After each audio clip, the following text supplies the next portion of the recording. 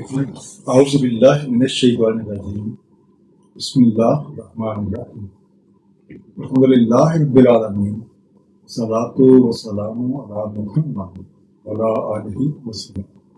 انشاءاللہ آج ہم سورہ آل عمران کے رکوع نمبر 19 کا مطالعہ کریں گے، اس دعا کے ساتھ کہ اللہ تعالیٰ اپنے حبیب رحمت اللہ عالمین نبی پاک صلی اللہ علیہ وسلم کے فعل ہم سب کو قرآن کریم کا صحیح مفہوم عطا فرمائیں۔ آئیے مطالعہ قرآن کا آغاز کرتے ہیں۔ بسم اللہ الرحمن الرحیم۔ لقد سمع اللہ قول الذین قالوا ان اللہ فقیر ونحن اغنیاء۔ تحقیق سنا اللہ تعالیٰ نے قول جن لوگوں نے کہا اللہ تعالیٰ محتاج ہے اور ہم غنی ہیں۔ ترکتم ما قالوا وقتلهم الانبیاء بغیر حق ونقول ذوقوا عذاب الحریق۔ ہم لکھ رکھتے ہیں جو انہوں نے کہا اور لڑنا انبیاء کرام سے نہ ہے، اور ہم کہیں گے چکھو مزہ جلنے کے عذاب۔ ذالک بما قدمت ایدیکم وان اللہ لیس بظلام للعبید۔ یہ ہے بس باپ اس کے جو اقدام تم نے کیے اپنے ہاتھ میں، اور یہ کہ اللہ تعالیٰ نہیں ظلم کرتا ہے۔ پہلا انڈر لائن لفظ فقیر، ضرورت مند، آپ کہہ سکتے ہیں حاجت مند، پور، نیڈ۔ اغنیا دولت مند، یا وہ لوگ جنہیں کسی چیز کی ضرورت ہی نہیں ہے، رچ۔ ذوقوا چکھو، ٹیسٹ، ایکسپیرینس۔ الحریق، حریق کہتے ہیں جو چیز جلا دے، ایک جلن کا احساس پیدا کرے۔ بظلام ظلم روا رکھنے والا۔ للعبید بندوں سے یا بندوں کے۔ ویسے پچھلے آیات میں یہ حقیقت کھول کر بیان کر دی گئی تھی کہ اس دنیا میں سب کچھ اللہ تعالیٰ کی میراث، اس لیے بڑائی اسی میں ہے کہ اللہ تعالیٰ کے دیے ہوئے کو اسی کے احکامات کے مطابق خرچ کیا۔ اللہ تعالیٰ کی راہ میں اس کی مخلوق کی بڑھائی کے لیے خرچ کرنے کو اللہ تعالیٰ اپنے ذمے ایک قرض قرار دیتے ہیں۔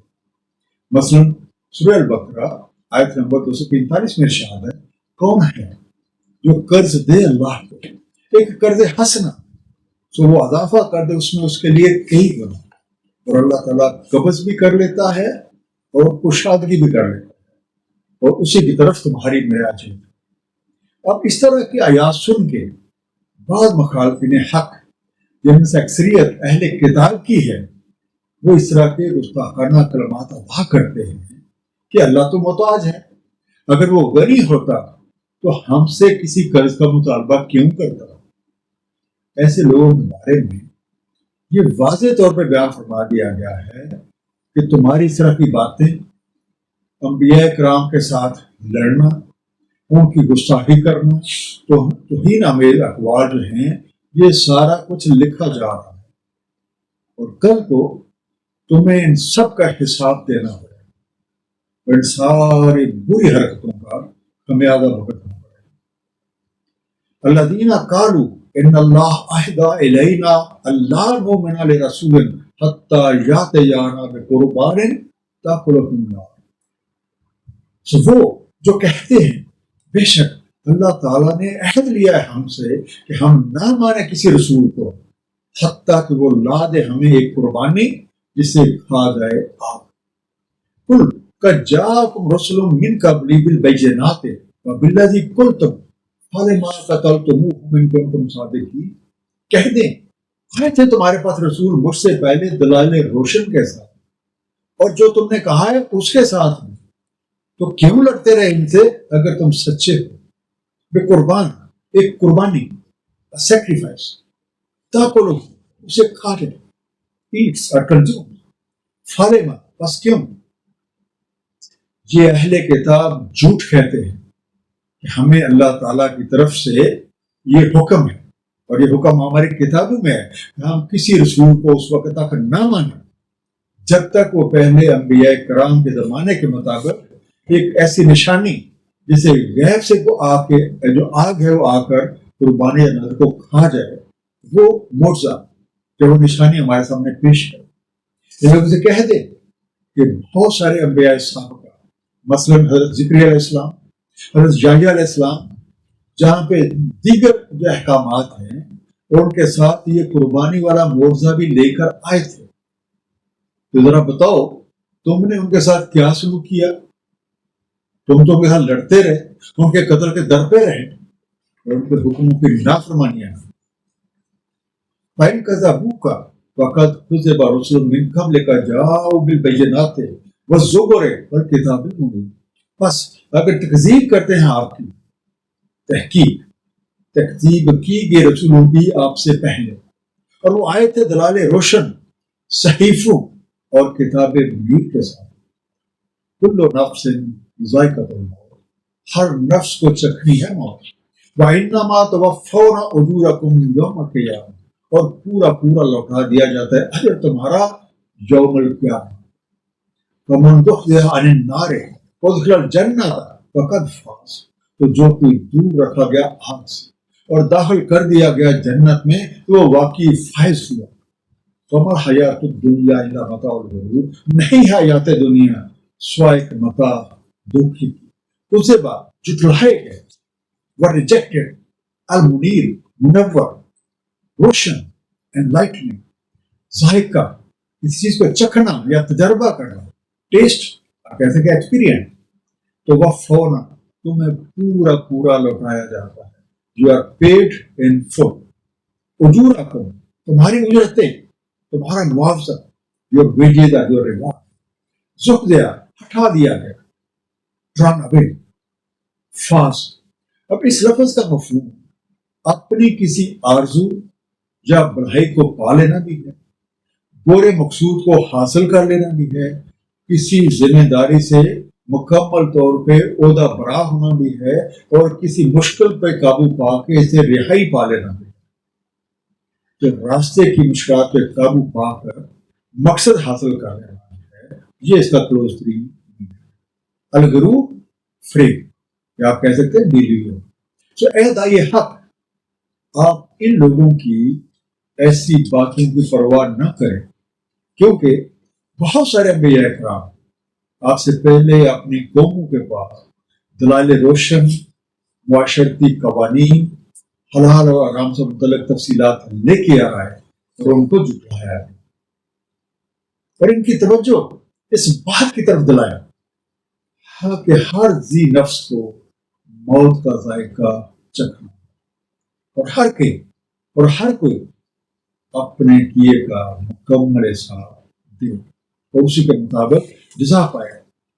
تو جو کوئی توحید اور عمل صالح کی وجہ سے آپ کے عذاب سے بچ جائے گا تو دراصل وہ کامیاب، ورنہ یہ سامان دنیا دھوکے کے سوا کچھ بھی نہیں. لَتُبْلَوُنَّ فِي أَمْوَالِكُمْ وَأَنفُسِكُمْ، تمہیں ضرور پرکھا جائے گا تمہارے اموال میں اور انفس.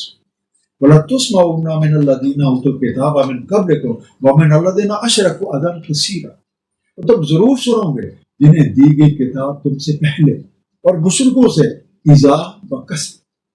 وَإِن تَصْبِرُوا وَتَتَّقُوا فَإِنَّ ذَلِكَ مِنْ عَزْمِ الْأُمُورِ، اور اگر تم صبر کرو اور تم محتاط رہو تو بے شک یہ بڑے عزم کے کام، عزم، حوصلے والی بات، ڈٹرمنیشن.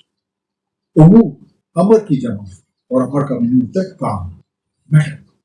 تو اے اہل ایمان، تمہارے دعوی ایمان کو ضرور جانتا جائے گا. اس میں جانی اور مالی دونوں پہلو شامل ہیں. اور مزید یہ کہ تم لوگ اہل کتاب سے بھی اور مشکلوں سے بھی طرح طرح کے الزامات، تکلیف دہ باتیں اور طعن و تشنیع سنو گے. بہرحال اگر تم ان حالات میں صبر کیے رہو، اللہ تعالیٰ کی نافرمانی سے بچتے رہو، اپنے رسول کی دل و جان سے پیروی کرتے رہو، تو یہ صبر اور تقوی بہت تقیدی کا معنی ہے. سورہ لقمان آیت نمبر 17 میں اسی بات کی مزید وضاحت میں، اے میرے بیٹے، قائم رکھو صلاۃ، امر کرو معروف کا، منع کرو منکرات سے، اور صبر کرو جو مصیبت بھی تم پہ آ پڑے. بے شک یہ بڑے عزم والے کام ہیں. وَإِذْ أَخَذَ اللَّهُ مِيثَاقَ الَّذِينَ أُوتُوا الْكِتَابَ لَتُبَيِّنُنَّهُ لِلنَّاسِ وَلَا تَكْتُمُونَهُ، اور جب لیا اللہ تعالیٰ نے میثاق جنہیں دی گئی ہے کتاب کہ ضرور کھول سنانا لوگوں کو اور نہ چھپانا اسے، وَنَبَذُوهُ وَرَاءَ ظُهُورِهِمْ وَاشْتَرَوْا بِهِ ثَمَنًا قَلِيلًا، تو پھینک دیا انہوں نے اسے پس پشت اور بیچ ڈالا اسے تھوڑی قیمت، فَبِئْسَ مَا يَشْتَرُونَ، تو کیا ہی سنگین ہے جو خریدا، فَنَبَذُوهُ اسے اچھال دیا، اسے دھکیل دیا، ایک طرف رکھ دیا، then threw it وراء پرے behind ظہورہم اپنے پشت their backs۔ اللہ تعالیٰ نے اہل کتاب سے اس بات کا عہد و پیمان لیا تھا کہ نبی پاک صلی اللہ علیہ وسلم کے نعت اور صفات کو نہیں چھپائیں گے جو کہ ان کی کتابوں میں بیان کی گئی، مگر انہوں نے اس عہد کو فراموش کر اور اس کی بالکل کوئی قدر نہ کی اور نہ ہی اس کے تقاضوں کو نبھایا، بلکہ نبی پاک صلی اللہ علیہ وسلم کو صاف اور قدر و منزل کو چھپا کر دنیا کی معمولی چیزوں کو ترجیح دی، اور یہ طرز عمل کسی بھی لحاظ سے ٹھیک نہیں ہے۔ لا تحسبن الذین یفرحون بما اتوا ویحبون ان یحمدوا بما لم یفعلوا، نہ حساب لگائے رکھیں جو فرحاں اس پہ جو انہیں ملا ہوا ہے، انہیں محبت ہے کہ حمد کی جائے اس چیز پہ جو نہیں کی انہوں نے۔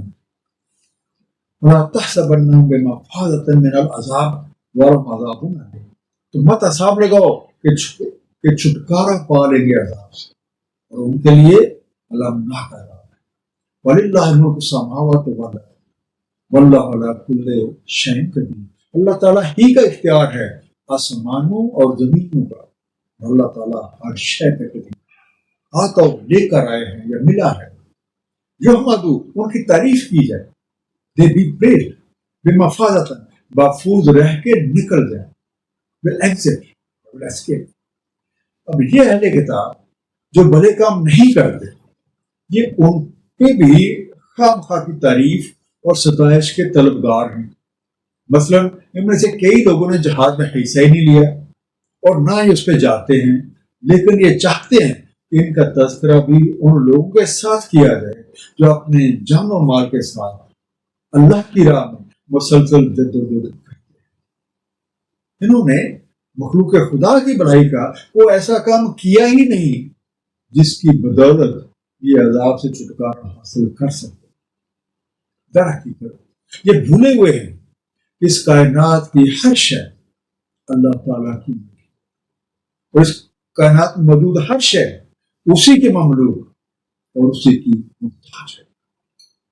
ایک مختصر سا خلاصہ، اللہ تعالیٰ کے احکامات کی خلاف ورزی، انبیاء کرام کی توہین اور حق کی مخالفت اللہ تعالیٰ کو سخت ناپسند ہے۔ موت کے بعد ہر کسی کو اپنے رب کے حضور پیش ہو کر اپنے اعمال کا حساب دینا، اس وقت آنکھوں پہ پڑے پردے اور ذہنوں پہ چھائے گوش و بال سب ختم ہو جاتے ہیں اور ہر کوئی اپنے کیے کے مطابق جزا۔